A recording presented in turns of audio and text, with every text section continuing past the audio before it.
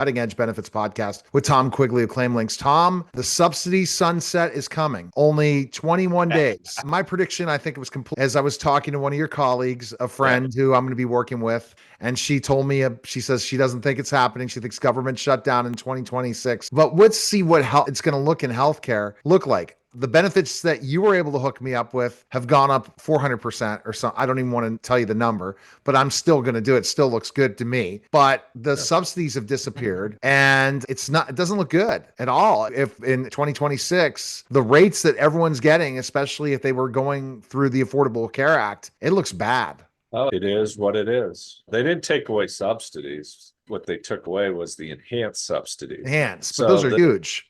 Yeah, and there's a cliff now. So if you're an employee spouse and the number's 81,000 and you hit 81,001 you have to pay back your whole subsidy.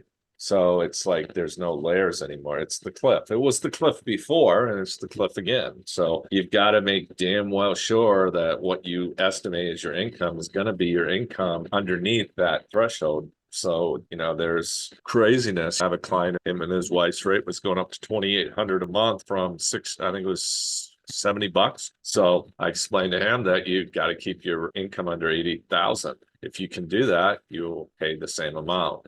Actually, it was a little less. But if you can't, your choices are 2,800. He goes, I'm just going to go uninsured. I'm 64. I'll take a gamble for a year. And honestly, but there's a real gamble because you can go through third-party services that are virtual and get the certain healthcare and figure out a way that you can be healthy, right? But it's really scary. That's option people have. Why do you buy insurance, right? Transfer risk. So that's all it is. Transfer risk. You buy, and then the trouble is people think their kitchen sink and everything should be covered, and they pay a lot more money for that kind of insurance. Where if you just look at health, just get a catastrophic plan underneath, use a health savings account or a medical expense reimbursement plan to pay for your out-of-pocket tax-free if you use it. But to be caught without catastrophic coverage is a quick way to go to bankruptcy.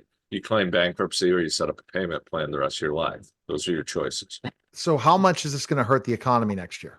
Obviously, it doesn't help. They need to extend the subsidy. And if they truly want to have a solution for health insurance, they need to work on it, extend it 2 years and work on getting a policy that could actually work.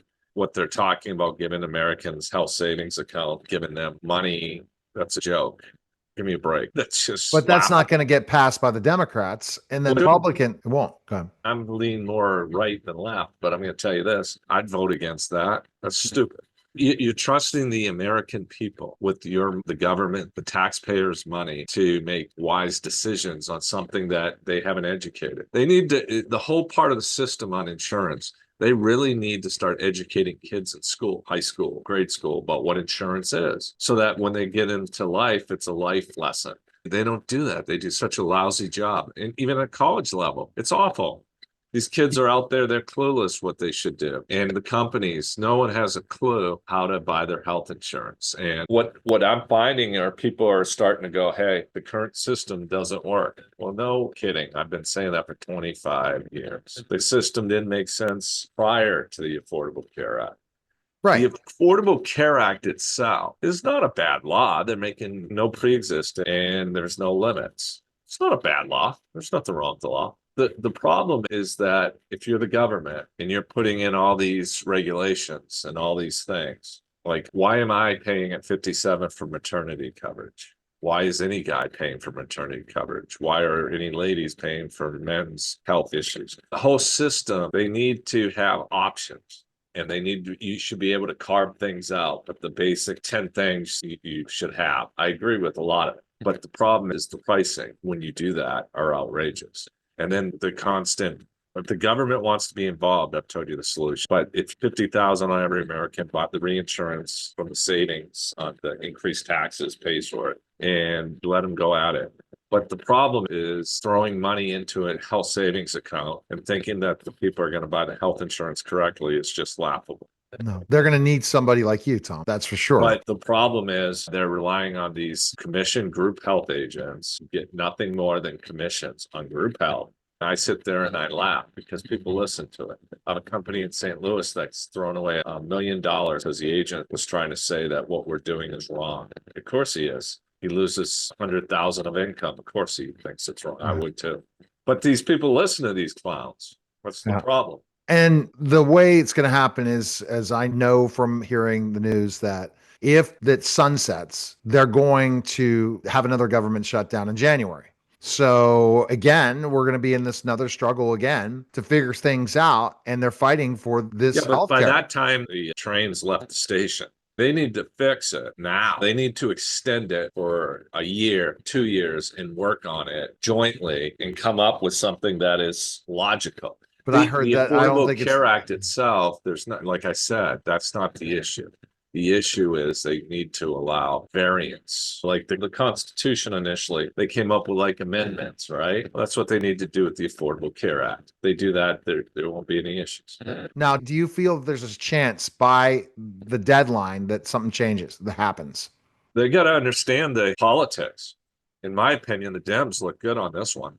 And you got all the people who are affected are the people who vote, the upper middle class, people who donate money and stuff. They're the ones who should be mad at the Republicans for not being joined. Right. Both of them aren't, but I think this is a winner for the Dems, but they made a mistake. They looked like fools on that shutdown. Why would you're fighting for something, then you freaking vote and get nothing done? That was just pure stupidity. So they both look bad, but the issue is they got to do something, and they got to get people. They're relying on these like National Association of Health Underwriters, which is a country club, a social club for health insurance agents. And they're listening to these people who are all about commissions and group health. That's it. That's all they care about. And I sit there and I'm like, hey, listen, put me on. I will show you how to take advantage of every angle, from the government funding certain things to the private industry.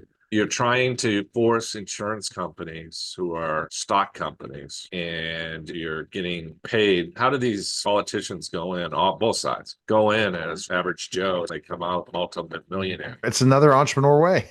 Yeah. Sad. True. And I could true. sit in front of a crowd. My issue is I don't want to be shot. I'm not in the mood to get shot because they wouldn't like me. The other side would not like Either you, way. Tom. You couldn't. No, I think both sides they're clueless. I talked to several of these politicians who you see on TV. One of them next door in Hillsborough, he said, why are you the only guy I've ever talked to who has an answer and a solution? And I go, I don't know. Why don't you? And he didn't do shit. Gosh. Okay. That's a good way to end it for tonight. But go to ClaimLinx.com to schedule a call with Tom today. Maybe, Tom, there'll be a miracle before December 31st. We'll find out. A Christmas miracle or a Christmas miracle. Something has to happen. Maybe a market crash would make it to do it. As I'm hearing, we're closer, but we'll see. That's what Kiyosaki says, so we'll see. Whatever he says, Exactly. That and 6 beers or a couple of hits of the long pipe set you on your way. All right. That was the Cutting Edge Benefits Podcast.